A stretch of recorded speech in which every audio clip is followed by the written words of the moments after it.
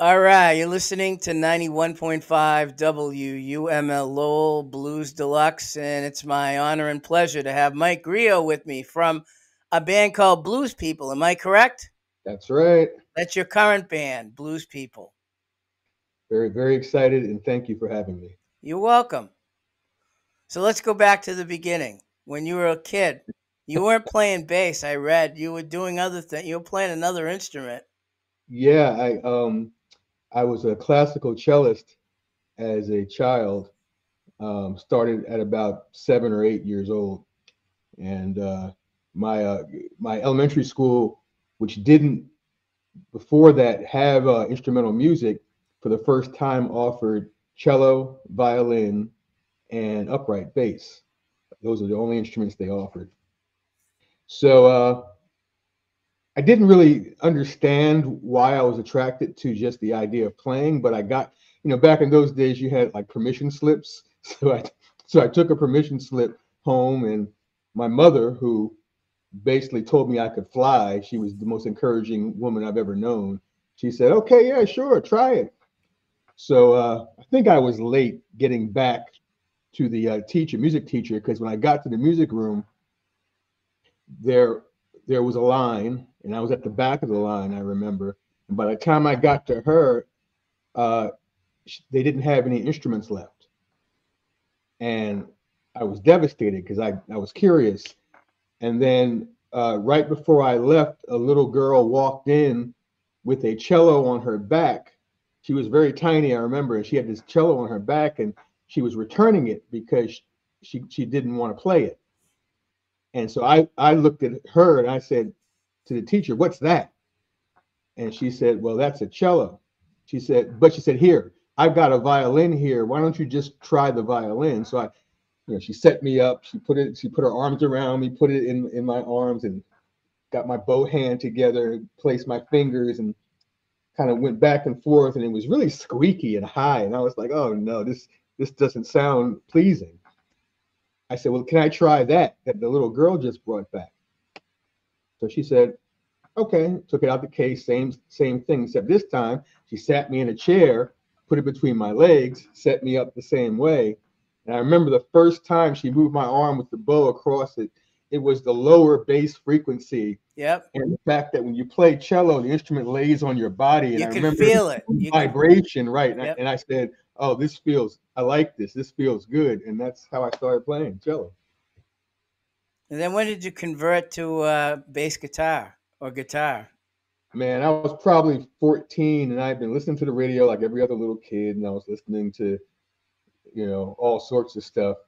Um, Elton John and Earth, Wind and Fire and George Clinton and Sam Cooke. I mean, I had a really big ears as a kid, and I wanted to play in a band. That was it. I wanted girls to look at me because I mean, I had gotten to the point where I was playing in orchestras and starting to travel as a kid in orchestras, but nobody was looking at a you know a 13-year-old black cellist with an afro in New Jersey. I mean, it probably didn't. I probably was the only black kid playing cello in the entire state at the time. I didn't know that, but I wanted to play in a band, so I I remember there was a talent show in junior high school, and I had tried to put a band together. I guess this is what started my band leader career. I tried to put this little band together with my neighborhood friends, and I didn't have a bass, but I had my cello, and I used to pull the end pin out all the way and stand up with it like it was an upright just to try and play it to popular music. And I played a talent show, and nobody could hear me in a big auditorium. And I said, "That's it." And I asked my father, would he buy me a bass? And he said an emphatic no, because you don't practice your cello. And your mother says you don't practice. So I'm not investing in it. We didn't have a lot of money. So I'm not investing any more money in a kid that doesn't practice. And so I thought about it and I said, "Hey, Dad, let me make you a deal." And he spun around. It's like, "What are you talking about?" And I said, "If I get a paper route," back then there were paper routes. I said, "If I get a paper route and work all summer and make my own money, will you match my money?" And I think he kind of thought, I wasn't serious, but he said, "Oh yeah, okay, fine, fine. Well, I did it. Came back the end of the summer, gave him my little shekels, and he looked at me like, wow, that guy really actually did this. And we went to the local music store and bought a Ibanez Fender copy Sunburst bass. And of course, I thought that was the most beautiful thing I'd ever seen. And I basically didn't take lessons. I just substituted what I knew in theory from cello and just started to try to translate it. And Well, that's let how I me started. ask you another question. You're talking about starting with a cello, then buying an Ibanez bass. What about an upright bass? Do you play that? I do play upright, but actually I came to upright years later after I Yep. was already a working pro. Some gigs needed both.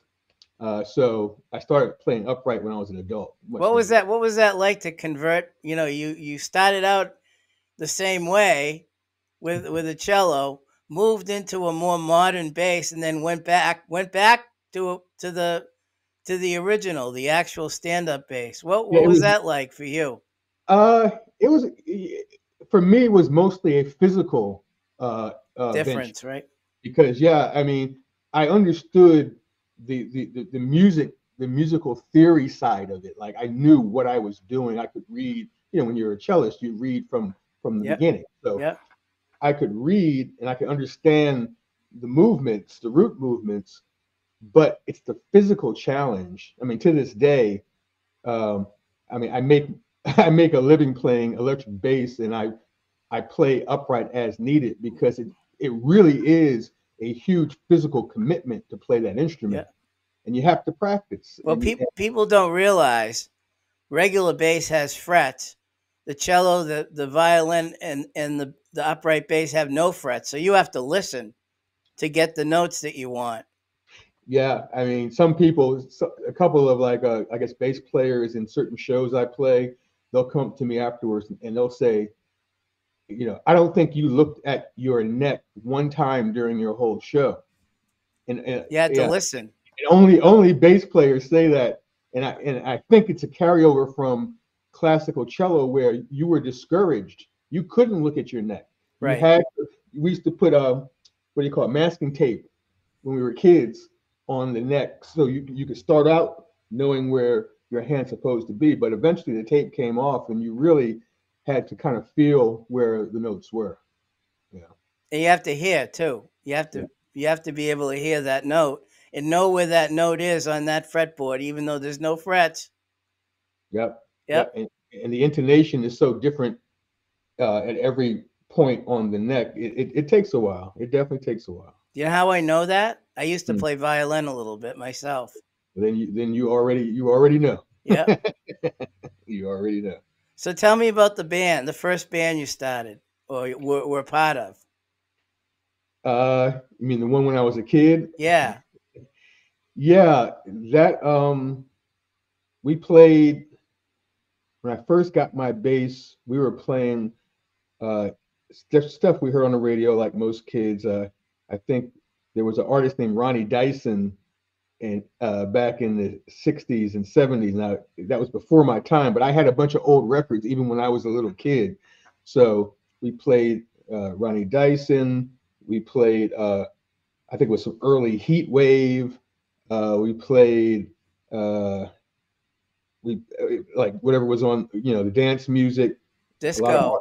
yeah, a lot of R&B. Yep. Uh, so yeah, we were just hungry to play anything. And for some reason, I don't think I ever really wanted to be the leader of anything, but it seemed like by default, every time I was in a situation, I wound up being the leader. And my mother said it was because you're like the most organized guy in the world, which she would be right. She always said that I had this sort of like almost like a business mind when I was a kid. So I think that's why I became like a musical director later on, because I always just seemed to be more comfortable solving problems for the people around me. And I don't know why it was important to me, but I just kind of did it. So how long did that last? your that first band that you did, and then what? How did that what did that morph into after? Well, I had that band, and we moved to another city in New Jersey, and I had another band, and that band was again another neighborhood band, but I was probably around 16 at that time, and that's when I met Kelton from Blues People. Uh, he was 13, and I was 16, and we played in rival bands in Orange, New Jersey, which is a stone's throw outside of New York City in Essex County. And then we had kind of, I guess, graduated to the point where we were doing like high school talent shows and city talent shows and making a little noise. And I think I got my first paid gig, probably was like $20 when I was 16. Somebody in the neighborhood, an older musician, asked me to play. And yeah, so high school kind of was my last, uh, let's say, amateur band experience. And by the time I got to college, I started to kind of really start to jump up a little bit. Become a pro, Yeah, or yeah. decided to be a pro? When was that? When did you decide you're a professional musician and not have to work a regular job? Um, I would say that started for me. Well, it started for me in college, both at University of Virginia and at Howard University in D.C. Mostly at Howard because in D.C. there was a really big music scene, uh, and so I was a full-time student at Howard, finishing up at that point, and I was gigging like 4 nights a week for a couple of years straight. So between that and then getting my first pro tour, which happened in '88 or '89 with an artist named Stacy Lattisaw. I That was remember her. that was my first professional tour that I got. So you were on her. You were in her band for that tour. Yeah, back then they had what was called the Budweiser Superfest tours, and she was part of that, and she had some hits on the radio. So that was the big that was a big deal for me, my first one. So when did the blues artist you've come across over the years? When did that begin? What era or year? That actually began in the early '90s. I started touring in other genres of music, and I actually had gotten a before before the early '90s. I had gotten a I was signed to Motown as a writer, so I got my first quote unquote deal with a major label back in like '93, I believe. So I was all set to start writing for other artists and continuing to play, and I was touring with a few other artists. And then a friend of mine from DC, like my DC years, called me. He was a guitar player, and he was in the band, my band in DC, and he also played with Stacy. And he said, I got this artist that I'm getting ready to start doing some touring with, and she's going to be doing a lot of the South, and she's signed to a very new agency. And I said, well, what's her name? And he said Deborah Coleman, and I said never heard of her. And he explained, what that she was from Tidewater region of Virginia, and this was her first album on a label called Blind Pig. And I was like, Blind Pig? I was like, never heard of it. Now, mind you, I wasn't being disrespectful. I just came from a whole nother world at that point, Yeah. and mostly major label stuff. So I decided to jump on that project, and so Deborah Coleman was really my first touring blues artist that I worked with, She was awesome. Oh my and God, was she good? the agency that was being formed was Intrepid, Rick Booth. So that's when I met Rick and Deborah while she was signed to Blind Pig under Jerry Del Judas, and that's when I started in the blues world with Deborah Coleman. So were you on any of her records at all? No, No. no. As a matter of fact, her first record, I was supposed to play on it, and there was a bit of a mix up, and I wound up not doing that record. Uh, uh, but the ironic thing, which I guess we'll talk about later, is that we actually wound up uh, uh, hooking back up on the Blues Caravan years later. So Yeah, that was we're going to talk about Roof and the Blues Caravan shortly. Yeah, that was fun. But yeah, Deborah, you know Blind Pig is back, right? I saw that, and I think I had a chat with one of the guys over there as they've been trying to get their content up and everything. So yeah, that's cool. They've been around a while. It's good to see them back. Yeah, I've interviewed just about everyone that's on the label right now. They three artists, actually two artists, and the president is in the one band that's signed with them right now, and it's great. They got some great artists already. Nice, nice, nice. Um, so Deborah Coleman, she was great. I loved her records. I was sad when she passed. Yeah, yeah. And so after Deborah Coleman, when was the Roof Records period with that whole? You have a whole history with all those great roof artists. I couldn't believe when I read all the like Michael Hill's Blues Mob. I almost fell over when I saw that. Michael Hill, still one of my dear brothers. Um, and I actually give Michael Hill most of the credit for expanding my blues vocabulary. I mean, I played with him uh, basically straight for 20 years, and at the time he was signed to Roof Records. So I think Thomas Roof's plan was to release another Michael Hill's Blues Mob record at the time. Um, and I remember we wound up not releasing a new record on Michael Hill, but during that time, Thomas told me about this new concept he had called the Blues Caravan, and it was basically the old barnstorming template from old school music.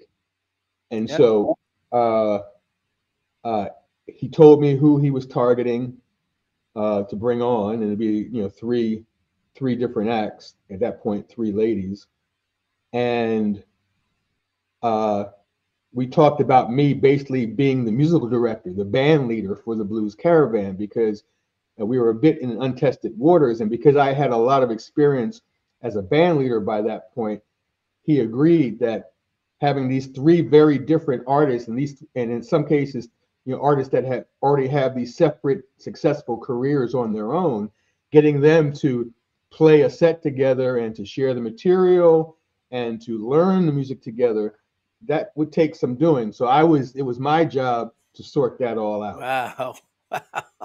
So I think I remember the first Blues Caravan was it was it Sue Foley, Candy Kane, and Deborah, or it might have been Anna.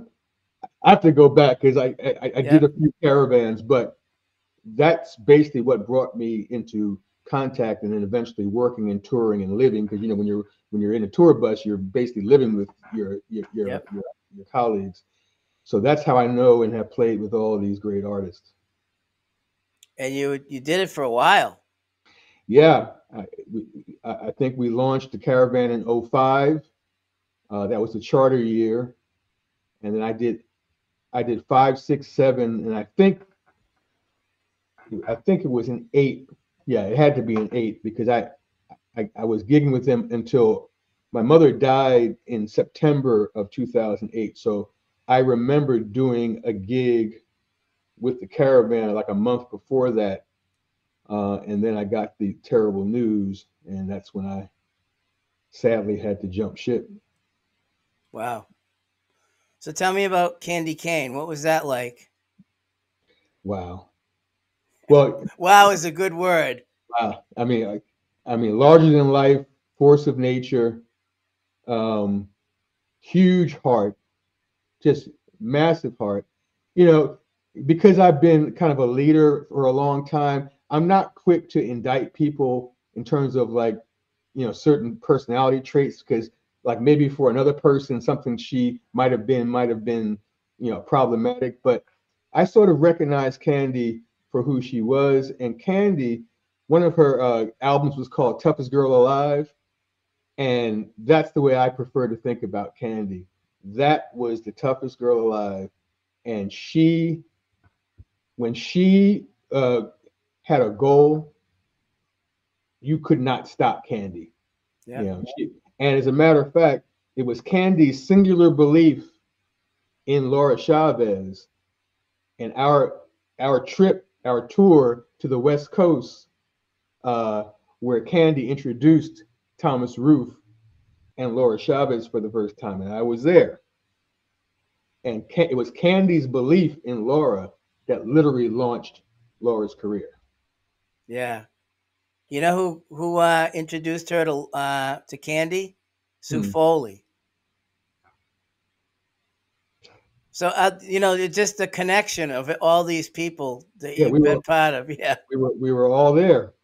We were all there, and And yeah, and it was. Laura, tell me what that was like the first time you saw you. You know, you're a bass player.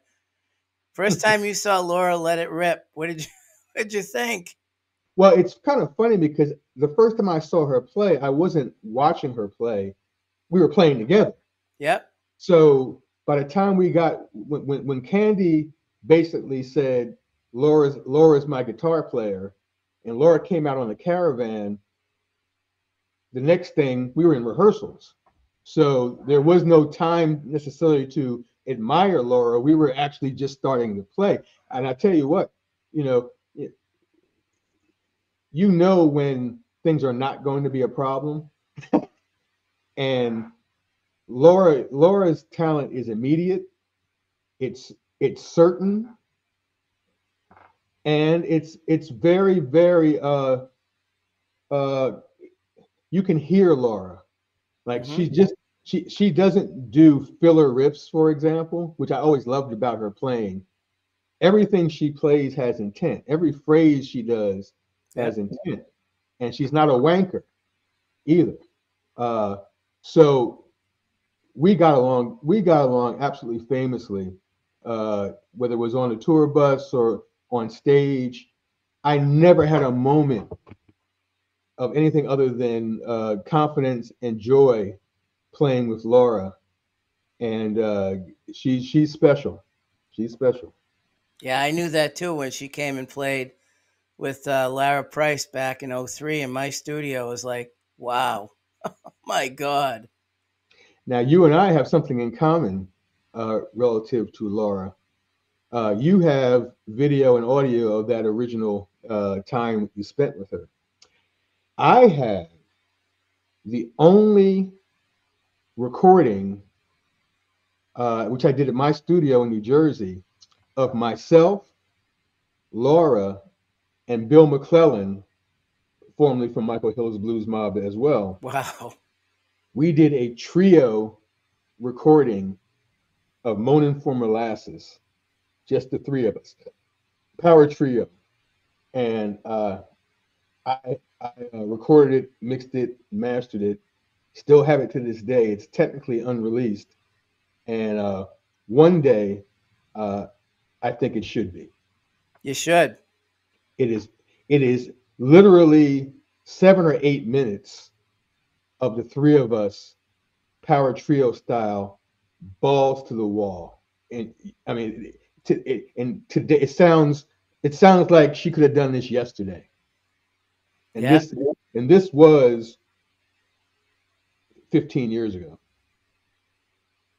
Yeah, she was like 21 or 22 when she came and played on the show back. I forget when it was.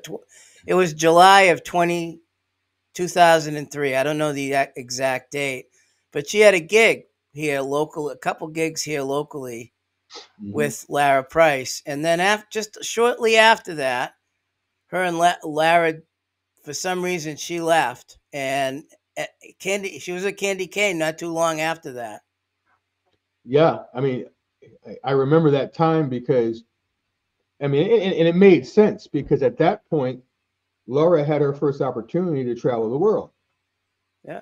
and the Caravan was the on ramp to everything else. Yep. So that's exactly what happened. And Candy and Laura were thick as thieves, and we all spent some nice years together out there. Yeah. And then after Candy passed away, I said to myself, "What's Laura going to do?" I knew what was going to happen eventually, and she's playing with everybody now. She's just like you. She's found her niche with all these different people that she gets to play with, and she still gets to travel the world, which you can't beat that. Yeah, yeah. I remember even early on. I think I was sitting in with Thomas in Ruth's office in Lindavera, Germany, and we were talking about Laura, and I remember Thomas saying it would it would be great if she sang, and I said, "What do you mean?" And basically, he was so impressed with her as a player that He wanted the whole thing, and he he wanted didn't. the whole thing. But Laura never professed to sing, Yeah, doesn't want to sing, yeah. and and no slight to Laura at all. But that's how much Thomas wanted to continue, to try to find Develop her, develop Laura. Yeah. right? So outside of Roof, I'm looking at all these other people and I'm just amazed. You work with Queen Latifah. You've worked with Lauren Hill. What was that like with the two of them? They're completely different. Yeah, they're both from my area, which is North Jersey. So, in a lot of cases, these are people that you kind of run into. Uh, uh, Latifa, uh, we did a couple of studio sessions together. Didn't amount to any final product, but just a wonderful, authentic person Latifah has always been, Yep. and I'm very glad she should be getting the flowers she's getting now. I think she deserves them. She does. She's been instrumental in a lot of great projects for many years, and of course Lauren, you know, one of the most legendary, and she's from right around the corner from where I'm from, and I did some recording on the miseducation of Lauren Hill. Uh, uh, that didn't make what I did with her didn't make the final cut. I didn't take it personally though because at that point the elite of New York were all trying to Yep. play on Lauren Hill's project because she's fresh off the Fugees and it Yep. was she was a big deal as she is today. But I know those ladies and they know me and it's been a lot of years. Incredible. All these people. I just keep. I'm like amazed to see the list of people. I know all the Roof people. You probably through Michael Roof. You probably connected with them through him through the caravan. Um, Tell me about Harold Melvin and the Blue Notes. That's another one. I was like, oh my god. Harold Melvin was like was my songwriting mentor, and my my mother's younger brother Tony Brooks. He was also a mentor to my mother's younger brother when he was young, and so when Teddy Pendergrass was still with the group, my uncle, who was young at the time, had a group that was coming up called the Wonders, and so Harold was interested in developing the Wonders, which is how they started working together. And then years and years later, um, Tony Brooks, my uncle, took me to Philadelphia to meet Harold, and I started. The idea was to continue developing my songwriting skills. And Harold loved some of the early stuff I had written, and we used to go to Philly once every couple of weeks to his basement where his studio was, and he'd work with me. And he was great in terms of just being encouraging and sort of mentoring my natural songwriting instincts. And I will always be grateful. Always be grateful. That's great. Yeah. So your mother passed away, and you had a rough period of time. You had to deal with your dad for a while. When did you get back? You stopped. We had spoken before we started the interview about that, and that you stopped. When did you come back? Well, I have to clarify. So I stopped touring Right. in at that point. but other parts of my musical life continued just to take off, including since I had to be sort of home for a couple of years with my dad, I started a major blues festival. And Yeah, I want to ask you about the two festivals too. yeah, so that became that eventually turned into the largest free blues festival in northern New Jersey, and I did that for a decade, as well as then doing consulting to other festivals, and then I also became a producer and a curator for a performing arts center, and so I was always active, and I was still gigging and as a hired gun in New Your York. mother was right about you, by the way. Yeah. I'm crazy. No, she was right. You're a leader. You're leading all kind. I mean, you things happen in your life, and you start new things. I mean, Yeah. you had the who would have thought of a free blues festival, and you put it together, and still going right now to this day, or no? Well, it went right up until COVID, and then COVID canceled everything. But life is funny because then after COVID, another buddy of mine became the president of a university, and he had been a fan of my work for years. And he said, as he got that new gig, he was like, "Hey, man, I want to do a festival at my university, That's Dean, right? Kane King, University." Yeah, King, right? Kane University. Kane. Yeah, and I said, I mean, we were just messing around. I said, "Yeah, yeah, sure, whatever you want to do." And he was serious. So, 2022 became the first year of the Kane University Jazz and Roots Festival, Yeah, that's it. Jazz and Roots Festival. Yep. and that's been so one festival kind of experience transition to another. And I've had Diane Reeves and Third World as headliners, and Solomon Hicks played this one, and it's been a it's been a good project. That's good, and this it continues. I take it every year. Every year, and I also converted the brand I had built with that first blues festival into the Performing Arts Center, which is called the South Orange Performing Arts Center. And I do now I do a winter blues festival every year there. And this year, coming up in February, I did the first one last year.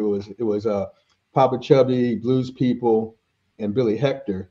And this February, it's going to be a women theme, and I've got a new artist named Ray Simone.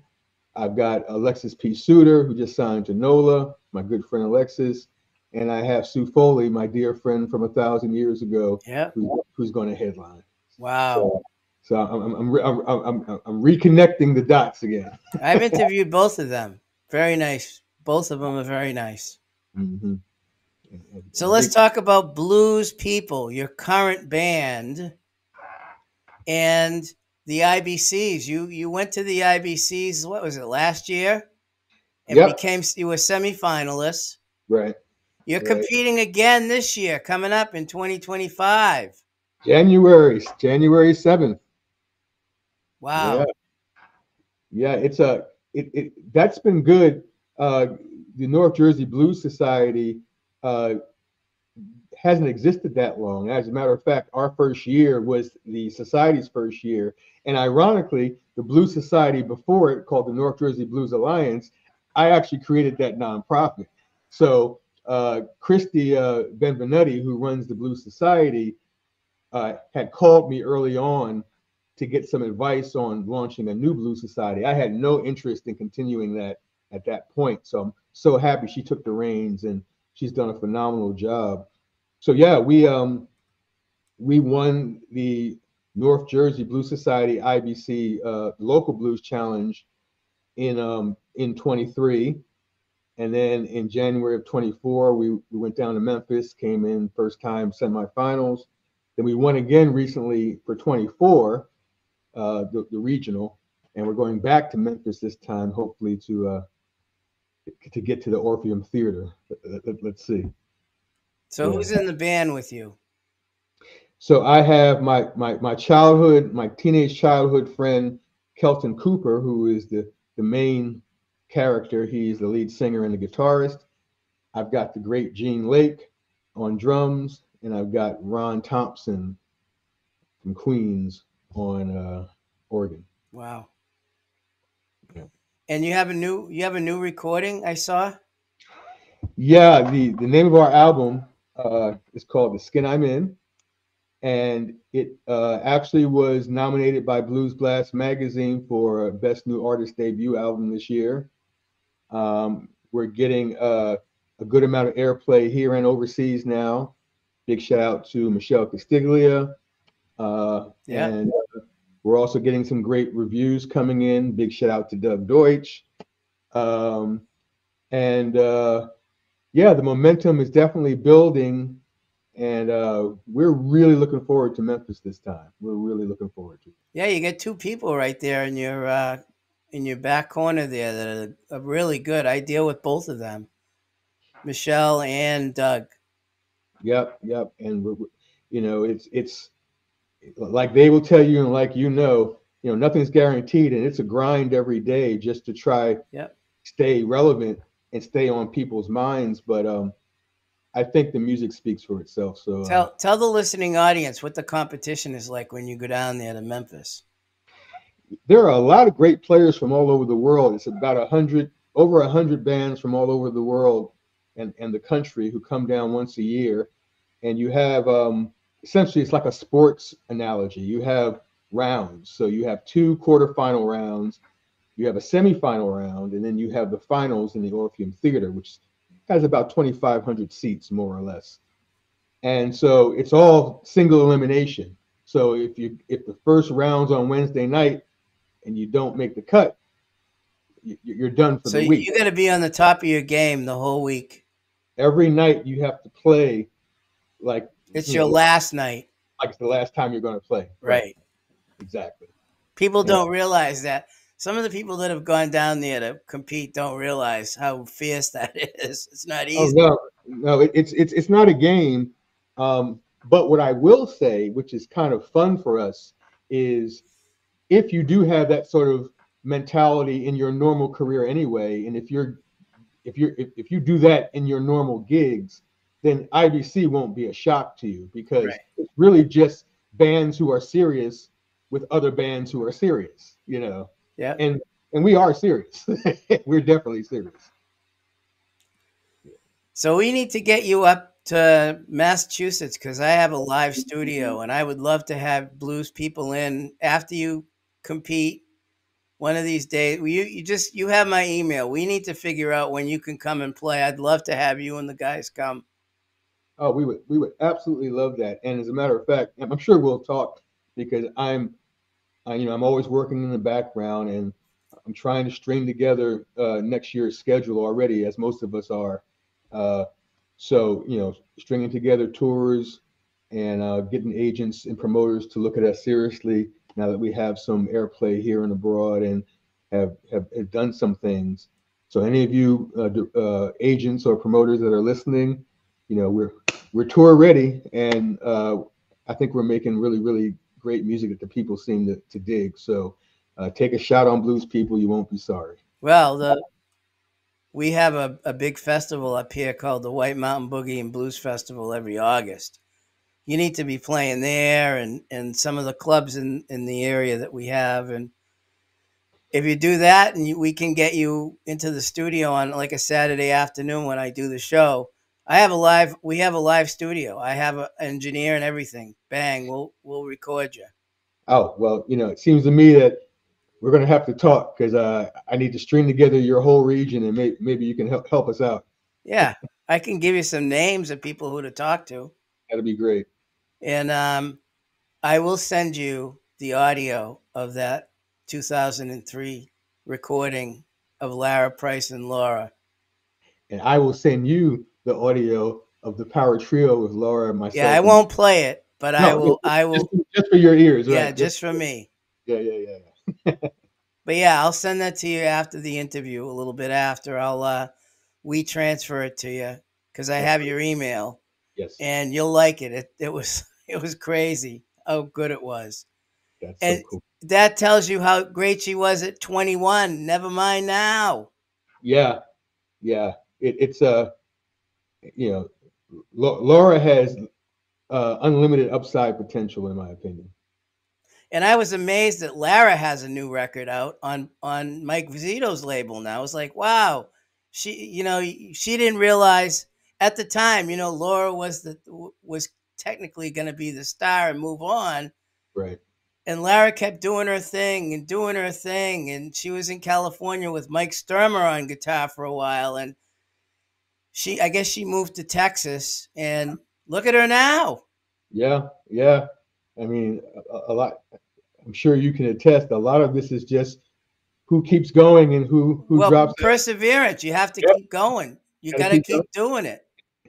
Yeah, yeah, And look at you. Look at what you've done. Incredible.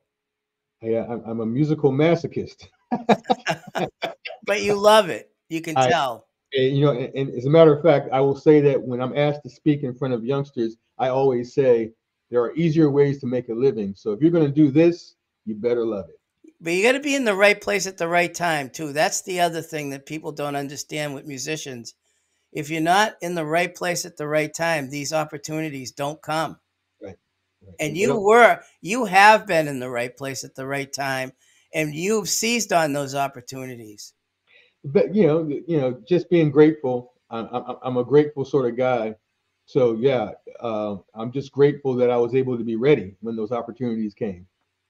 So, how do people find out about you, Mike? Well, Website? yeah, you can if you go to. I have both the Blues People website, which I would encourage everyone to go to Blues People NJ, as in New Jersey, bluespeoplenj.com, and that'll give you everything about the Blues People band. And if you go to pwimedia.com, P as in Paul, that's my company, and you'll see not only Blues People but all the other stuff that I'm involved in. That's great. Well, Yeah. Mike, I just want to say thank you for taking some time out of your busy day. And I look forward to talking to you on when you come around the area. And we definitely will get you into the studio like I did with Laura and let you guys let it rip. That'll be great. And play the music and share the music, and and tell me what you think. If you have any favorites from the Blues People album, just text me or I will. email. Yeah, because I'd be curious to see what you like. Send me that too. I don't know if I have it. Send it to Okay, me. I'll Send make that to sure. me along with that one track, and I'll send you the Laura stuff I have. That'll be great. All right. Cool. Thank you, Mike. Thank you, John. Appreciate you the time, and congratulations on everything you've done, and good luck at the IBCs that's coming up. I appreciate it. Thank you so much. All right. Take care. See you. Bye bye. That was Mike Griot right there.